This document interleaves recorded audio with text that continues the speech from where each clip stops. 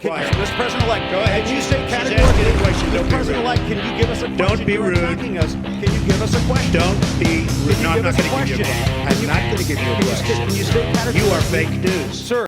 Hi, I'm Dr. Dave Janda. Welcome back to Dave versus the MSM. I hope you'll join us this Sunday on the Operation Freedom radio show, 2 to 5 Eastern. It airs live out of the People's Republic of Ann Arbor. You can join us live by going to davejanda.com and hitting the upper right-hand corner, hitting the listen button. It's free. Great analysis, great guests. In particular, this weekend, we're going to focus on President Trump, the DNC server, and Hillary server. One of our special guests is going to be Paul Rosenberg, who is a world-renowned expert in information technology, in particular cybersecurity. And we're going to focus on the fact that the DNC server, which was reportedly, fraudulently, was hacked, and then that information was transferred by the Russians to Julian Assange with WikiLeaks, and then to the Trump campaign. None of that has been proven. In fact, it's all been disproven. All you have to do is go to the interview that I have posted here on our Operation Freedom YouTube channel with Bill Binney and Kirk Wiebe, two of the most famous, most well-known surveillance experts in the world. And they show, with their team, that this was not a hack. It was, in fact, an internal download within the DNC. That information then transferred to Julian Assange and published. There was no collusion with the Trump campaign. But the entire Mueller report, the entire issue for impeachment proceedings by Nadler and Pelosi and Alexandria Ocasio-Cortez is all based on, the Russians hacked the DNC server. Let me give you a little whiff of some of the information we're going to present this weekend. This past week it came out that the organization that reportedly did the analysis that confirmed that it was a DNC hack by the Russians was an organization by the name of CrowdStrike. The server was never turned over to the FBI. It was never turned over to Mueller's team. It was never turned over to anyone who had any investigative skills. Why? Because the server was never hacked. And the CrowdStrike report was paid for by the DNC. You get what you pay for, right? You want to pay for a fraud? Well, there you go. From Zero Hedge, I know. And this is where we take on the mainstream media, lamestream, bought-off lamestream fake media this weekend, yet again. Because they'll never speak about any of this. From Zero Hedge, U.S. government entire Russia DNC hacking narrative is based on a redacted draft of a CrowdStrike report. It's been known for some time that the U.S. government based its conclusion that Russia hacked the Democratic National Committee on a report by cybersecurity firm CrowdStrike, which the DNC paid over $1 million to conduct the, quote, forensic, end quote, analysis on servers they refused to hand over to the FBI, of which the Mueller team never asked for the servers as well. There's a really great investigative study. Weissman, Mueller's pet rat, was too busy trying to frame the president rather than trying to look at issues and look at evidence objectively. The Zero Hedge article goes on. To be clear, the entire narrative that Russia hacked the DNC is based on a redacted draft of a report which CrowdStrike appears not to have even finalized, which again was paid for by the DNC for the tune of $1 million.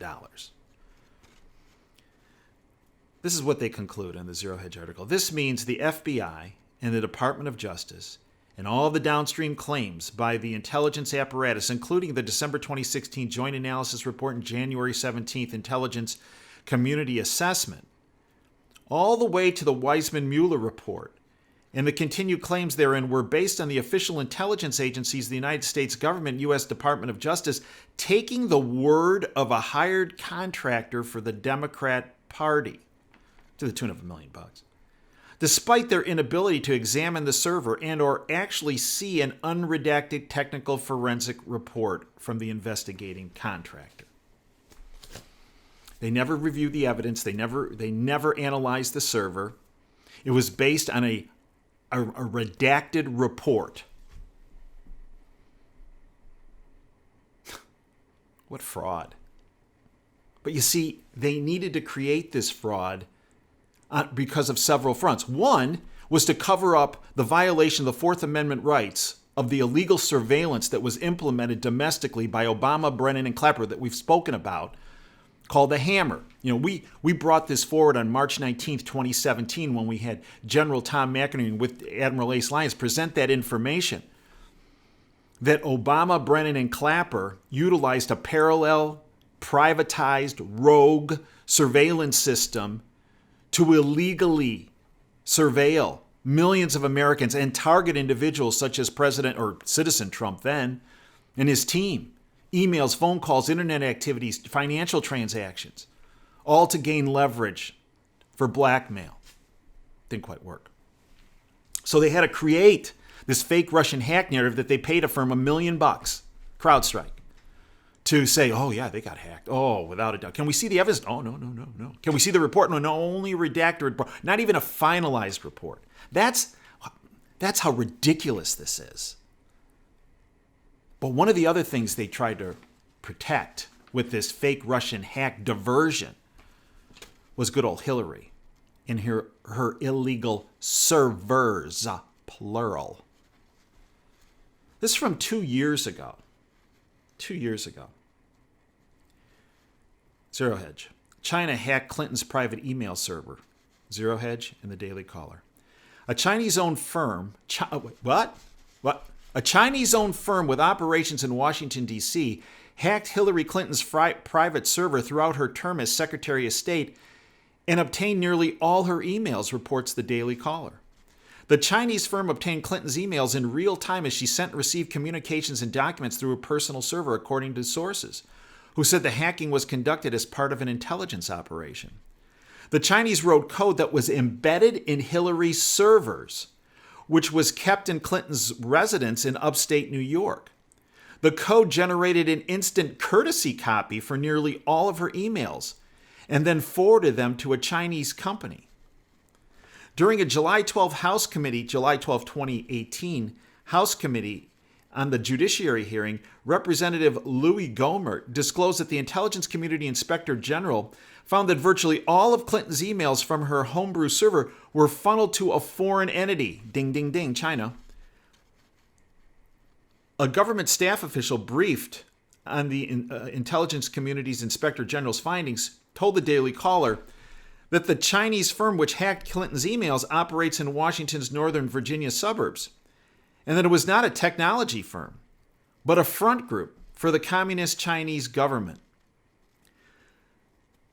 Two Inspector General officials, Investigator Frank Rucker and Attorney Janet McMillan, repeatedly warned FBI officials of the Chinese intrusion during several meetings, according to the Daily Caller, citing a former intelligence officer with expertise in cybersecurity issues who was briefed on the matter.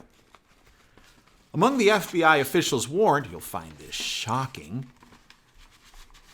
was Peter Strzok, who was fired in August 2018 from the agency over anti-Trump text messages he sent while spearheading an investigation of Trump's 2016 campaign. More like framing.